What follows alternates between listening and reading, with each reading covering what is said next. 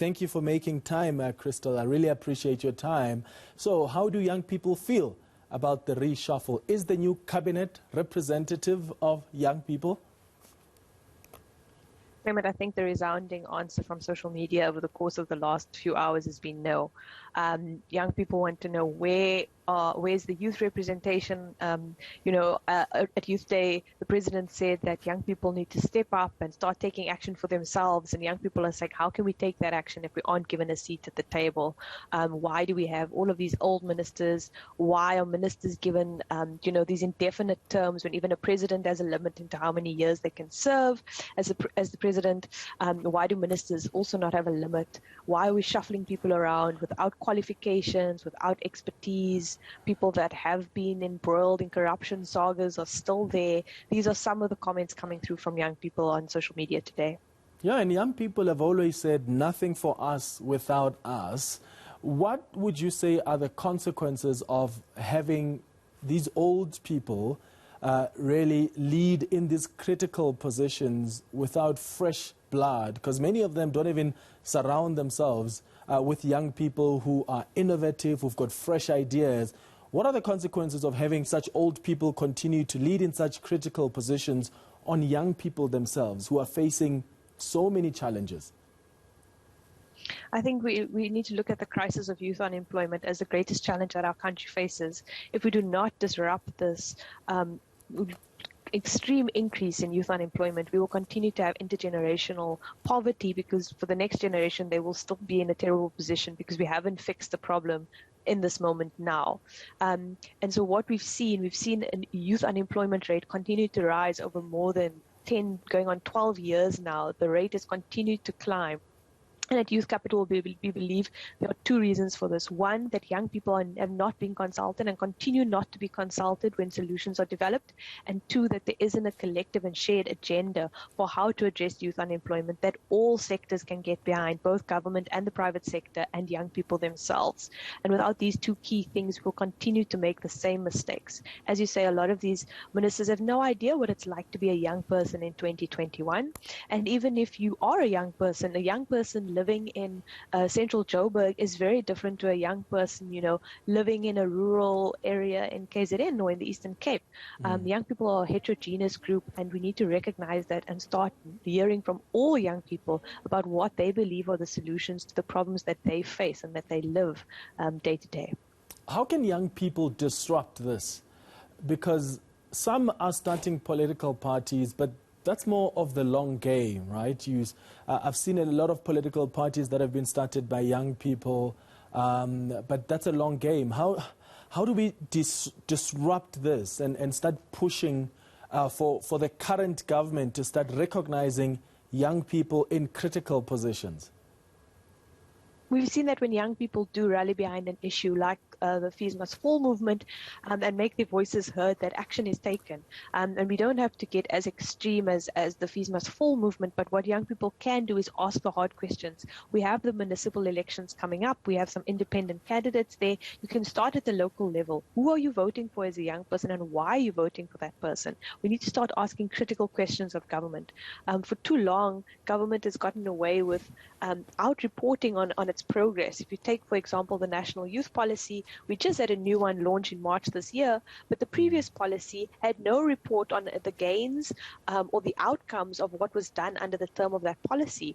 And young people should be making a noise about that, saying to government what was done. There's always a lot of fanfare when a policy is accepted and tabled and comes into existence, but what after that?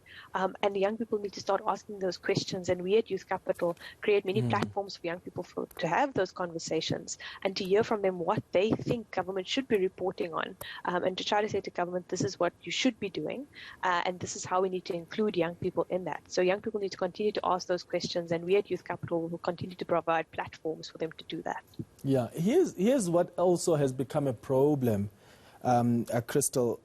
The way our political system is designed and the way the ANC has been running government over the last 27 years, it's mostly been about the patronage system. So they're bringing in people, some you will argue and we've seen have not been competent for the jobs, but they were brought in because they represented a particular faction or another stakeholder grouping in the ANC. An argument people have made is, sure, you're asking the president to appoint young people to cabinet, but is there a pool of young people in the ANC that the president can trust, right?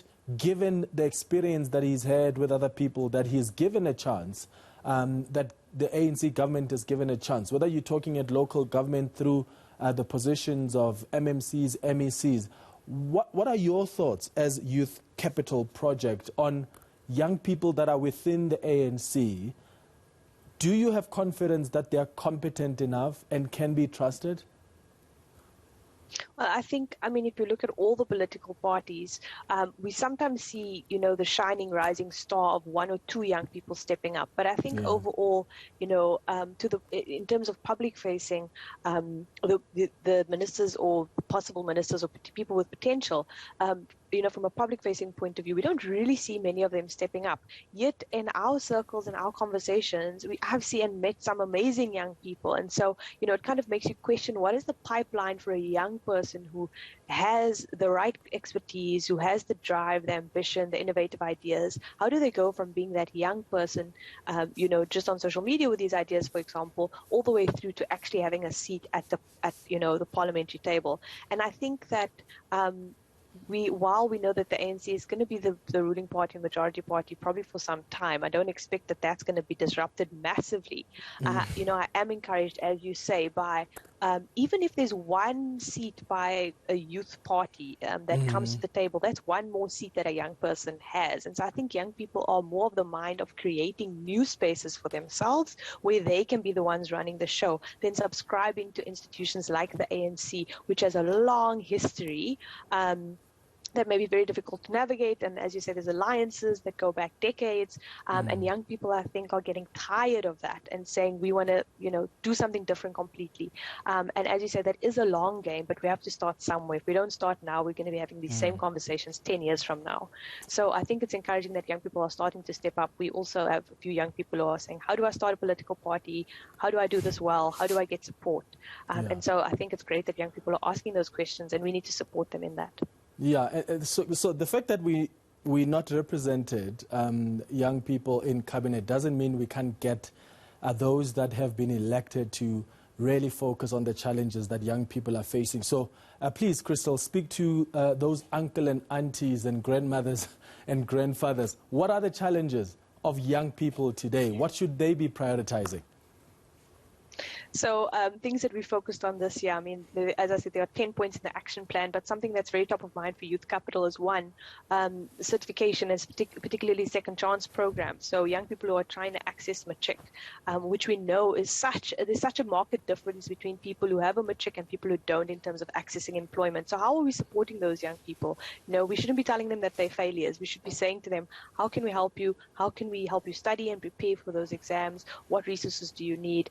And then when we look at young people who are looking for work, the cost of job seeking is astronomical. In 2019, a study put it at up to $900 a month young people are spending on job seeking. What are some of the innovative ways we can hire young people? So this is to businesses out there. How can you, use WhatsApp? There are WhatsApp bots that have been developed by organizations to sort through CVs, to do first-round interviews. This saves time for the employer, and it saves costs for young people in traveling to interviews. So let's think about innovations around that.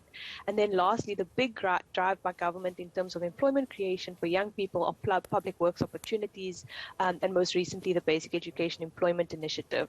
Young people are very disheartened by the fact that these contracts were only 3 to 4 months, and actually they never really got much training in that time, or significant training that they can use towards accessing a next opportunity. So if government is going to be spending $7 billion on a project like that, then how do we make that money really work as a stepping stone for young people? And again, we need to talk to young people, and need to talk to civil society. Programs that have been implementing this kind of thing for years were not consulted, and they have the expertise, and they have programs that really work for young people. How do we put that money to good use using what we already know? Kristal, listen, I would pay lots of money to have people like you occupy positions like the Ministry of Youth, and not some grandmothers and grandfathers who are still in certain positions that they've completely failed in. Thank you so much for making time and articulating the issues of young people so effectively.